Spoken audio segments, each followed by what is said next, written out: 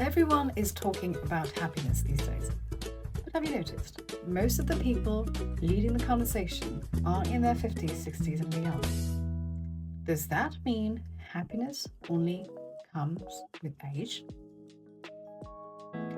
Hi, I'm Tanuja. I help high achievers and leaders stay at the top of their game without sacrificing their happiness, health, or relationships in the process.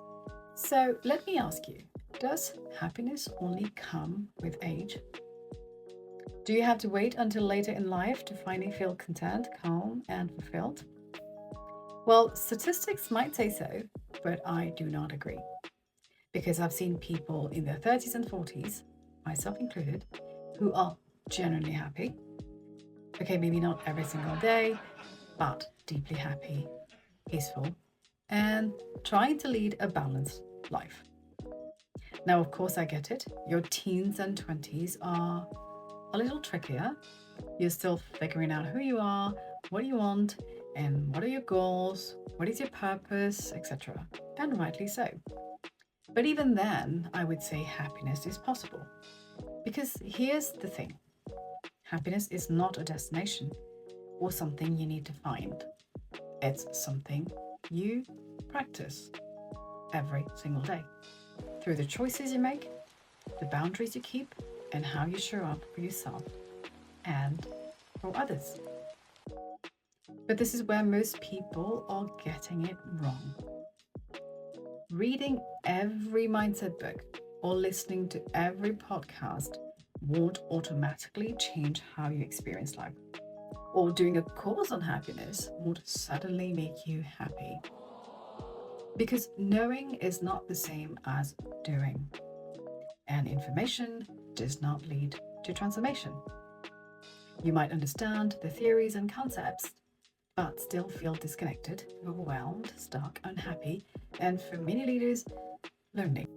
The best way to reconnect with that happiness is an internal process. It's a slow peeling back of emotional layers under which your happiness has been buried for years. And I'm referring to layers like upbringing, cultural and societal conditioning, perfectionism, self-criticism, unhealed traumas, unrealistic expectations. And when left unaddressed, they quietly shape how happy you allow yourself to be.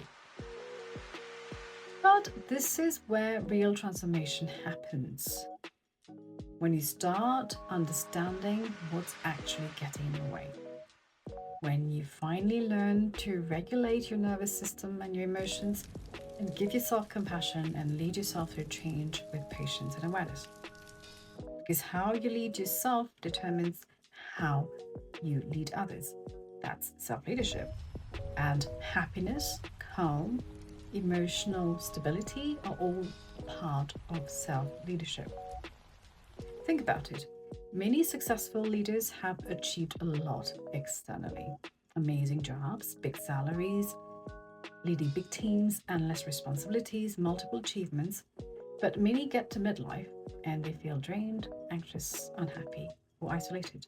Throughout their 20s and 30s, they learned to perform at a high level and deliver results, but they never learned to step back.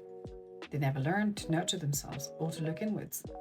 Now, if you look at those in their 50s and 60s who are now talking about happiness, they've lived a rich life. And I'm not talking rich in terms of money, I am talking about the quality of their lives. They are rich in experience, rich in connection, and rich in purpose. And most likely they spent their 30s and 40s building something meaningful, pursuing passions, caring for themselves, giving back to their families, giving back to society, being part of a community, and often sharing life with someone who truly loved them for who they are.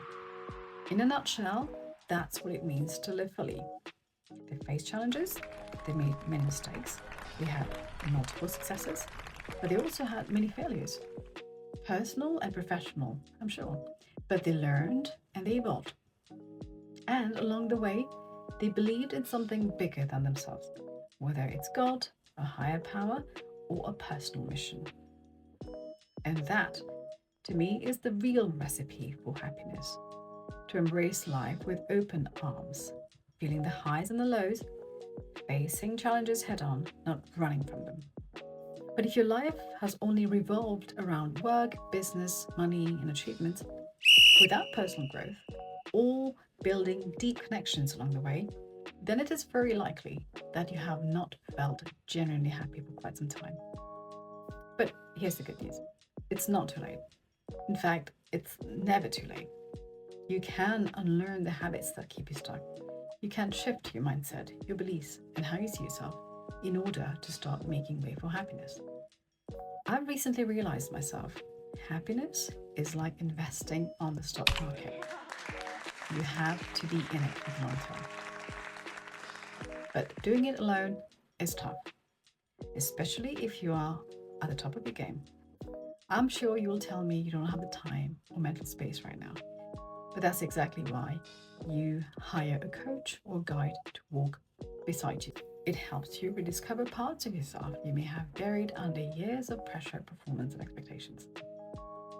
So here is your gentle reminder. You can keep trying to figure it out on your own, or you can start building clarity, more calm, and more inner happiness into both your life and your leadership with some support. The choice is yours. But the time to start is now. If you are ready to take the first step, join my Lead Yourself First challenge. It's free. 7 mini challenges straight into your inbox over 15 days. It's designed to help you reconnect with yourself, give you some mental space, and help you tap into your calm, clarity, and your confidence. You'll find all the links below, including ways to reach out to me. And if today's episode resonated with you, I'd love to hear your thoughts. See you on the next one. Take care.